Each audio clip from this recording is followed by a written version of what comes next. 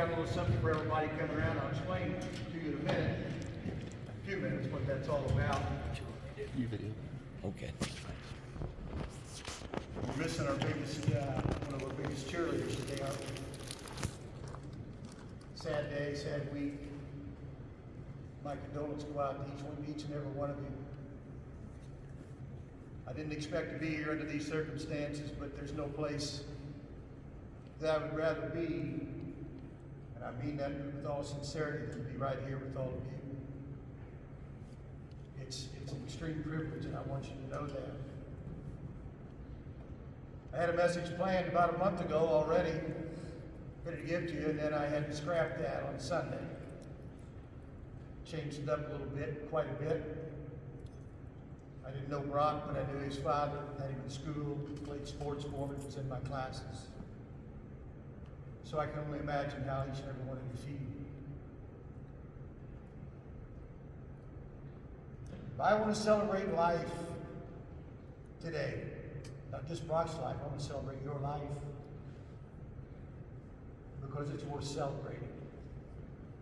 I don't know most of you. Most of you don't know me, but I still want to celebrate your life today, right here, while we have time. I want to celebrate a life that not only is past, but I want to celebrate lives here that are continuing. If I asked you today, what's your identity? Give me your ID. What's your identity?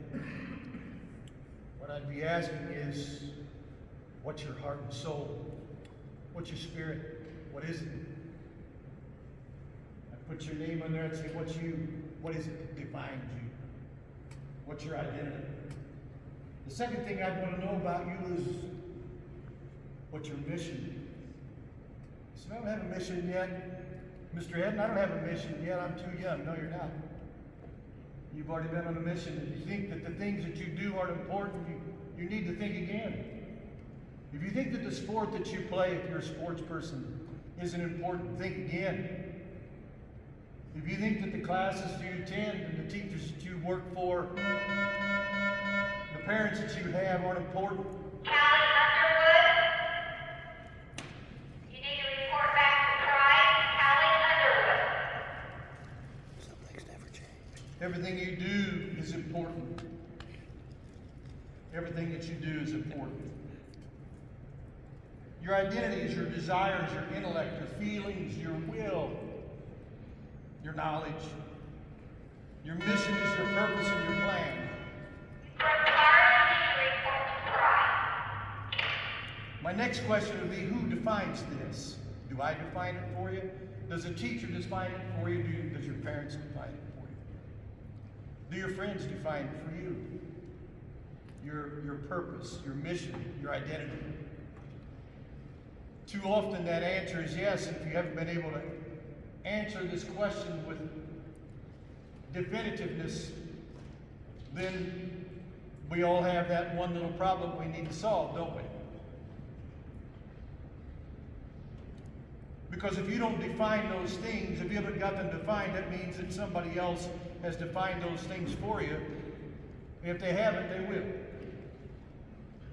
In my life, I found out with my life, when I let somebody else define those things, it didn't turn out so well for me. And therefore, it didn't turn out so well for other people. I thought my life was just my own. If I messed up, that was my problem. But when we mess up, it's not only our problem.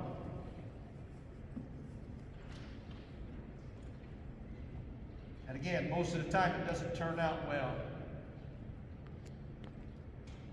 It doesn't allow you to put out the best version of yourself, no matter what you're doing. Whether it's in school, sports, playing field, wherever you're at, if somebody else has defined those things for you, then the best version of you hasn't been seen yet.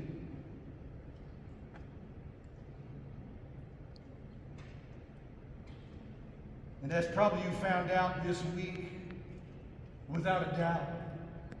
There's a battle for your soul. There's a battle for you.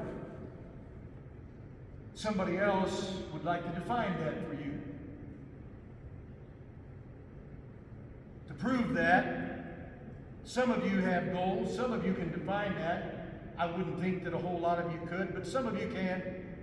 Some of you tried, and some of you have done that. And when you do, you always get some pushback, don't you? It makes it tougher. There is a battle for your identity. There's a battle for your mission. If we understand this and we know our identity, our mission, someone that tries to get to it would like to abort that. How will they do it? The first thing you'll find out a lot of times is there's a lot of envy, jealousy. Because it's tough. It's tough when you decide to define those things. Other people have fear of your success, and they have fear of their own failure. I think that we learn best by stories. I've always felt that way. If you remember back when you were a child and you were in second or third grade and the teacher told you stories, and you sat there just like you all are sitting here now, very attentively, listening to that story that that teacher told or read out of that book. And when the teacher was done and said, "Are there any questions?" the hands went up. Things have changed, though, from the time you're in first, second, and third grade. Not enough stories get told. Not enough truth gets told. I'm going to take you back to the year 1972 in my life. I'm going to tell you one story. And sometimes we learn from stories that weren't too pleasant. I'm going to tell you an unpleasant story. It's not a terrible story. It turned out good. It turned out okay, but I'm going to tell you the year was 1972. As a matter of fact, as I remembered, as I recalled, 52 years ago, this very day, 18,993 days ago, on this very date, I decided that I wanted to take up something that was going to prove to me what my identity was. I didn't know what I was doing. But a friend of mine said, "Hey, you like working out. You're the only guy that works out. Why don't you become a Golden Glove boxer?" I said, "Okay, that sounds pretty good." Now, who in their right mind wants to go get hit in the head? But I decided to do that. I did it for a while with some success. Then on the night that was the most important, somebody said, "Do you remember all those victories you had?" I said, "No, but I remember one defeat." Here's how it went. It's because I didn't define my mission in that particular activity. I didn't define my identity, but I wanted to find out what my identity was. And I found out some things that I really didn't like, but here's the way it went.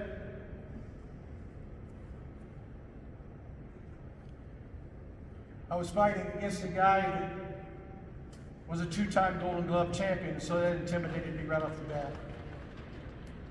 His coach was a coach of the Olympic team. My coach was a farmer. Nothing against farmers, but we weren't doing a soil judging contest. This was for real. But I got into this contest, this competing, and I competed hard. And I knew it was probably going to be close. At the end, I was tired. He was tired. And I said, "Oh, well, maybe the judges will see it my way," and I should have known better because I was in his hometown. And it didn't go my way. At least 2 out of 3 judges didn't think so. It didn't go my way, so I lost the decision. And everybody wanted to make an excuse for me, kind of like our parents do sometimes when they say, "Oh, honey, you did your best." Our friends say, "Boy, you did really good. You did as good as you could do." I had friends slap me on the back and say, "Wow, you did good. You did your best." Got home, my father said, "Did you do your best?" I said, "Well, I think so, yeah." Best wasn't quite good enough, huh? There were even fans that said, "I thought you won that fight." I just put my head down, shook my head, but I didn't get the decision. So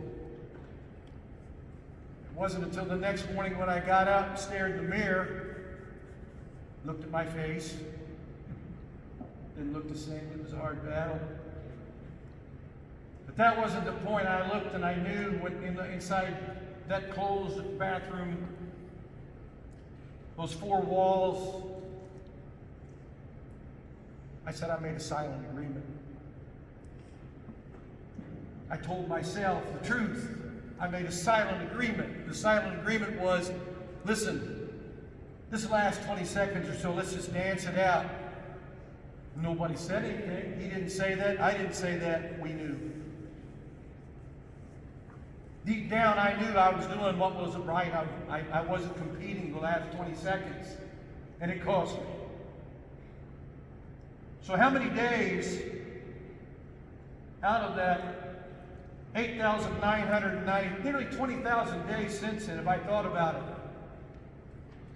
8,993 days, to be exact. Every single day. I was a 17-year-old senior in high school then. I'll be 70 real soon. There hasn't been a day that's gone by that I haven't thought about it.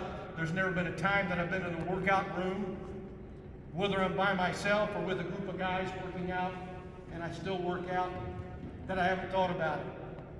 And said, man, I wish I'd have known then what I know now. Instead, I made a silent agreement. If we were all honest, there's a lot of times we make silent agreements. How do we do that? We do it in class. We do it with our friends. We do it with almost everything we do sometimes. If you haven't defined your mission and your identity, then nobody will ever see the best version of you in whatever you do. I found out something that at that time I really didn't like about myself. You say, oh, you must have been a tough guy. No, I wasn't a tough guy. I did it because I was not a tough guy. I did that sport because I wasn't tough. I knew that. I was honest about that. I wanted to find out how much of that was the truth and how much of it was a lie. And I wound up that last 20 seconds lying to myself, maybe by making that silent agreement. 20 seconds. 20,000 days later, I still think about it. Sometimes I get up thinking about it. Sometimes I go to bed thinking about it. Sometimes I dream about it. It's always there. Have I had successes in athletics and other places since then? Yes, I have. Very much so, and I think it's all because of something like that. It's all because of that day, so I don't look back on that day as something bad. If you've made mistakes in your life and you've made silent agreements somewhere in your life, it's not the end. It could have been the end. I could have listened and lied about that day and said, oh no, I didn't make a silent agreement. I should have won that. Yeah, so-and-so said so, but they would tell me that. But they probably went and told the other guy just the opposite.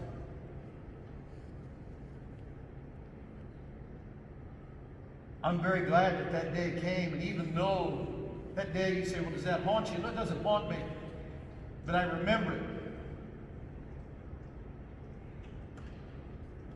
And I try very hard not to make those silent agreements anymore. And it's helped. In my favorite book, it says this. The book of Corinthians, 1 Corinthians 9:25. It says, if you seek mastery, and everybody in here probably seeks mastery in something. If you haven't, you will. Hopefully. I hope you all do. I hope you seek mastery in something. I hope you've got something that you want to do. I hope you've got a plan, a purpose, and a mission. And I hope you seek to master it. To be the best version of you that you can possibly be in that job, that sport, that class, that home life. When you grow up and take a spouse, you're the best spouse you could possibly be. whatever it is. But if you're going to seek mastery, it says you got to be temperate in all things. In other words, let me define that for you. It means simply this: do an unpleasant task like it was your favorite task and you love it. Treat the teacher that you like the least like it's a teacher that you like the best. Treat the student that's over there eating by themselves because nobody likes them, nobody wants to be around them, and they're not the popular kid. Take your tray and go sit down and eat with them one time and see what happens. Probably the first thing that'll happen is somebody will scoff at you just like they do them. But that's when you know you're doing the right thing.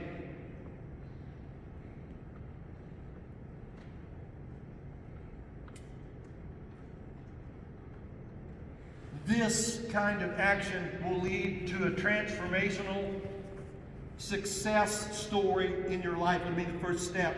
How many basketball players do I have in here? I want you to try something. You had a nice victory last, Tuesday night. There's not anybody around. I mean, who's the favorite in the tournament? Is it Wapahani? Why don't we just write it in and say Wapahani wins the tournament? Why do we play it? Because it has to be proven. It has to be proven. If you do these unpleasant things like they're your favorite things to do, you treat your teachers, your people with respect, you give forgiveness to those that maybe they don't deserve it, but you do it anyway. Have that awkward conversation. Be honest and truthful with yourself.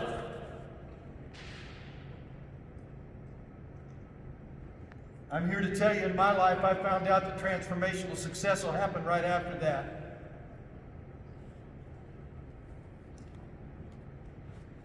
All those things, jealousy, envy, scoffing, may follow the things that you do, but when they do, it's the first sign that, guess what?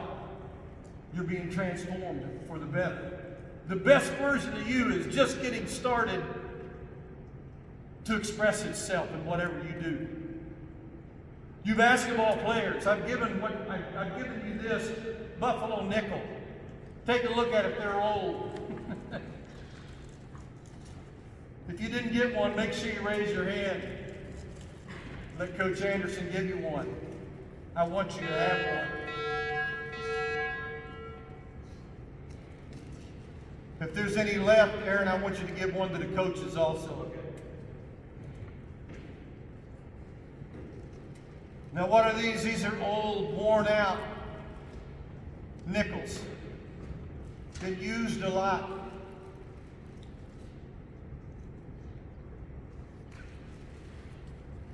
When I was young, probably your age, maybe rightfully so, I had an adult tell me one time, said, Wayne, you don't straighten up and transform your life, you're not going to be worth a plugged nickel.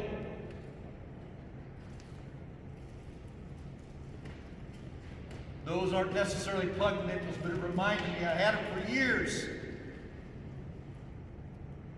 I thought, well, maybe I'll give them to my grandson someday, my grandkids. But no, I said, no, you know what?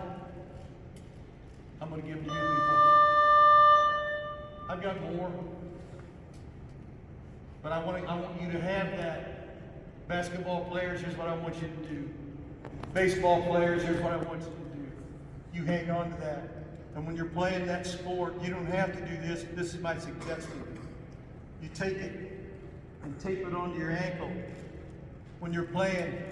And when somebody tells you that Wapahani should already win this thing, or somebody should beat you in a baseball game, or whatever, reach down and touch that ankle and say, I'm definitely worth more than this plug nickel.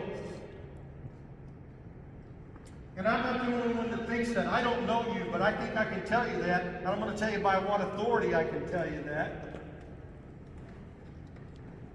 Because if you seek mastery and you do those unpleasant things and you hang in there even when those bad things come, And you learn how to master a bad situation, a challenge, a problem. You learn how to handle a bad situation, a bad choice that you made. If there's anybody in here that's never made a bad choice, raise your hand. I'd like to know you. I've made bad choices. I made bad choices. How do we manage them? I've made bad choices recently.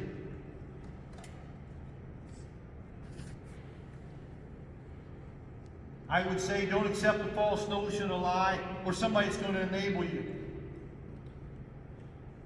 My mother would do this. My father wouldn't, thank goodness, but my mother would. She would always say, well, you did your best. No, I didn't.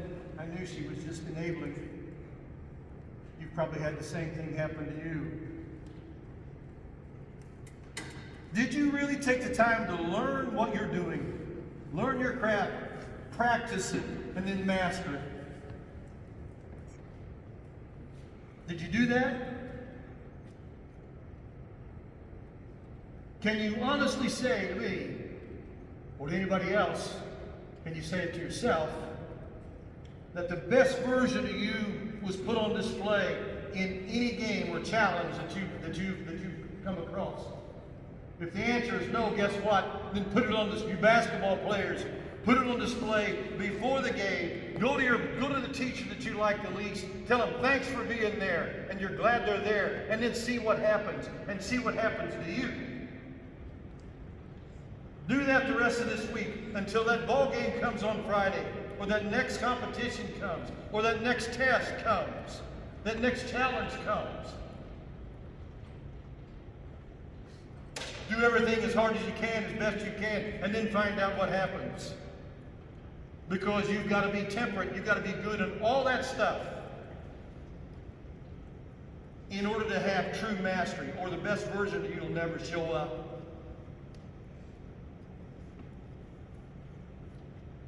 You're worth more than a plug nickel.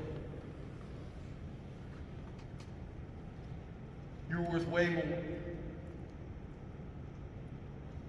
And again, there's nowhere else I'd rather be than right here telling you this and assuring you of this today, and not just on my authority. These are things that I wish that somebody would have told me when I was even younger than you. I wish I would have had an adult that would have had the courage to stand up and tell me the truth, just like I'm telling you today. And under what authority? There was things that I wish that I knew about my Creator even, and what He thought about me personally. I wish somebody would have told me. So I'm going to tell you today. Here's just a few. I'm going to give you 7 things that I want you to think about and carry with you. When you feel like you have no purpose, you woke up and somebody said today, what are you going to do? What are you going to learn at school? What are you going to do today? And you said, I don't know. I don't think I have any idea. In Jeremiah 29:11, here's what God says to you. He says, I have plans for you. For you, and you, and you, and you. I got plans for every one of you. And they're plans for good, not for bad.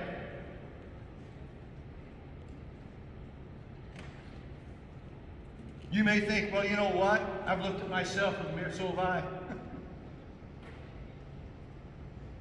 Well, I'm not desirable. I wish I looked better. I wish I could be better. So what does God say? He says in Psalms 139:14, you're fearfully, and wonderfully made. Fearfully and wonderfully made.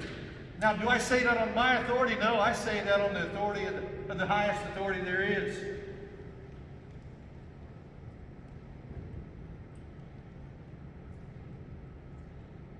I'm not sure that God knows me, but what does God say about that? In Jeremiah 1:5, he says, before I formed you, and before I formed you, and before I formed you, I knew you.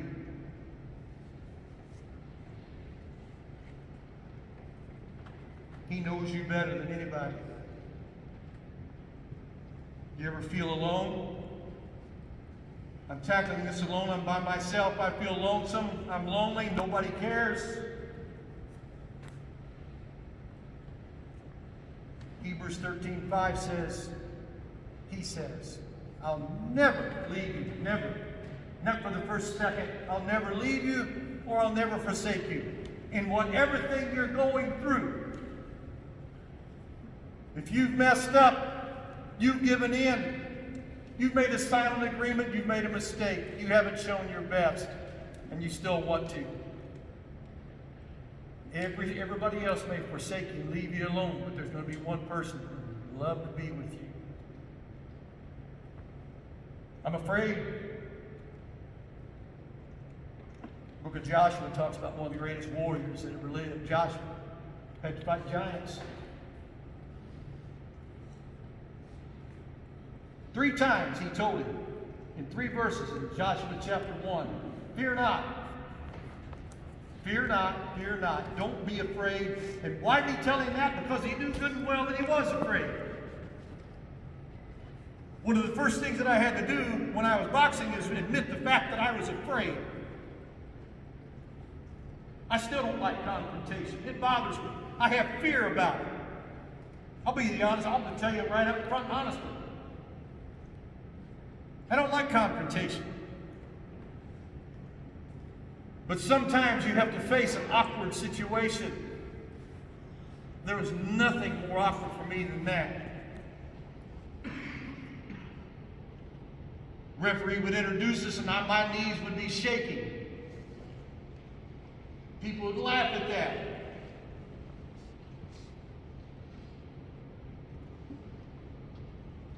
And he says along with that, don't be afraid to meditate on my words every day, every morning, and every night.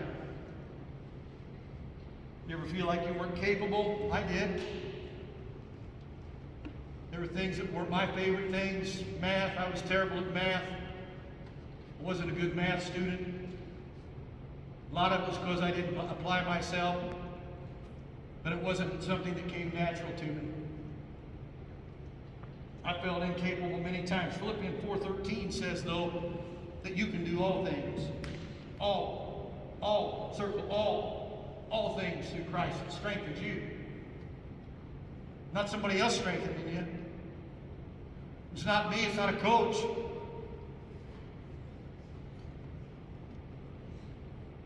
I just don't have the faith for all that, though, Wayne. I don't have faith for all that. 2 Timothy 2:13 says, if we're faithless, if we don't believe, he still remains faithful. Those are 7 things that I wish that somebody would have said to me when I was your age or younger. I really wish they would have. I think it would have made a profound difference, especially coming from the right person. I wish somebody would have told me that you got to do the awkward things. You can't continue making silent agreements in your life. You got to go on. I'm very thankful for that situation in my life that I've thought about every day for the last 52 years to this very day. Because without that day, I wouldn't have found out something about myself that I really didn't like. And I still battle with it. Doesn't mean you're not going to battle with it. You'll battle with it.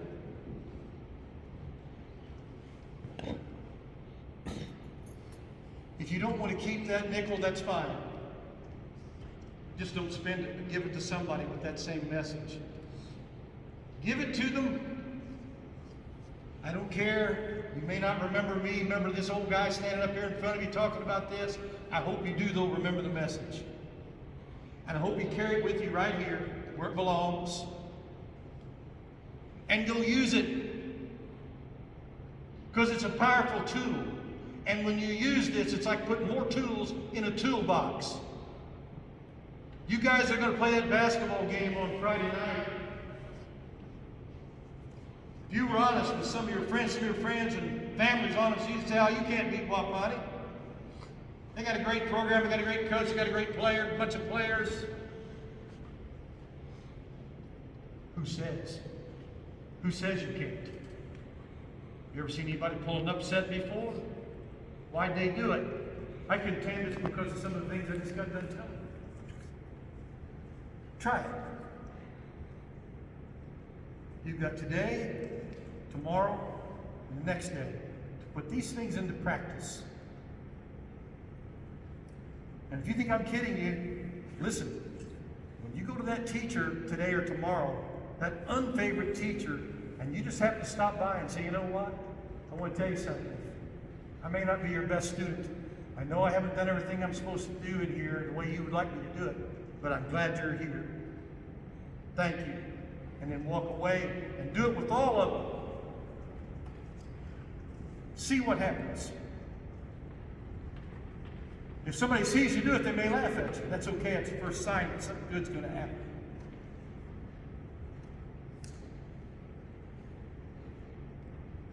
I know it's been a tough week for all of you. It's not fun to miss somebody that's not going to be here anymore. We've all had it happen. I've had it happen multiple times. But what's the best thing that you can do to honor that memory? It's the things I've just told you here today. It's the best thing that I can tell you. It's the only thing I know that works.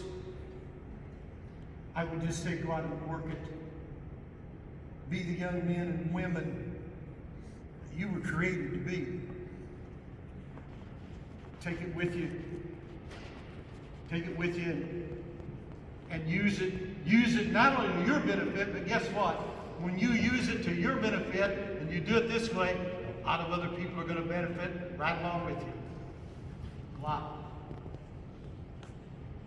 This isn't a selfish endeavor. It's selfless. It takes a lot. It takes a real man. And listen, I'm not going to stand here and tell you that baseball game, that basketball game, that wrestling match doesn't mean anything, because it does. But wherever you're at, I don't care if you sit the bench. I don't care if whatever you do, you give your best. After you've done these things, give it a try. I'm just telling you to give it a 2-day trial. Let me know how it works out. Most of you don't know me, but Quentin's got my phone number. Luke's got my phone number. If you need to get a hold of me and ask me any other questions, I'll be glad to talk to you. I appreciate your time more than you'll ever imagine.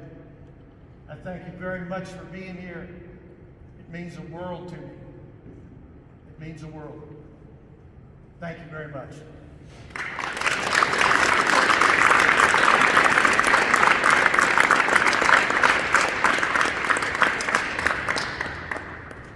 Thanks, sir.